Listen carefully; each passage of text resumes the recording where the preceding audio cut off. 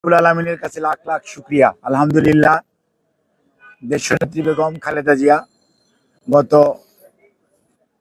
শুক্রবার দিন দিবাগত রাত্রে উনি রাত্র 1টার সময়, অ্যাকচুয়ালি 12:30টার সময় উনি অসুস্থ হয়। পরবর্তীতে মেডিকেল বোর্ডের সদস্যরা ওনাকে পরীক্ষা করেন। ওনার কিছু পরীক্ষা বাসায় হয় এবং ওনাকে হাসপাতালে দ্রুত নেওয়ার জন্য সিদ্ধান্ত হয় এবং সেজন্য আমরা রাত্র 3টার মধ্যেই এভার কেয়ার হসপিটালে ওনাকে স্থানান্তর করি, যেটা আমরা আপনাদেরকে গত রবিবার দিন সন্ধ্যায় বলেছি।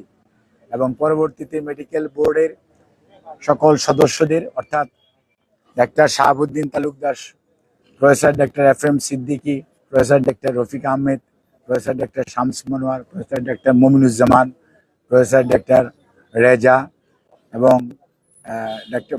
Professor doctor Habibur Rahman,